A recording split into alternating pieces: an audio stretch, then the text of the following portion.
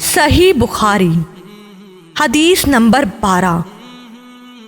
ہم سے حدیث بیان کی عمرو بن خالد نے، ان کو لیث نے، وہ روایت کرتے ہیں یزید سے، وہ ابو الخیر سے، وہ عبداللہ بن عمرو بن عاص رضی اللہ تعالی عنہ سے کہ ایک دن ایک آدمی نے نبی کریم صلی اللہ علیہ وآلہ وسلم سے پوچھا کہ کون سا اسلام بہتر ہے؟ فرمایا کہ تم کھانا کھلاؤ، اور جس کو پہچانو اس کو بھی، اور جس کو نہ پہچانو اس کو بھی، الغرض سب کو سلام کرو۔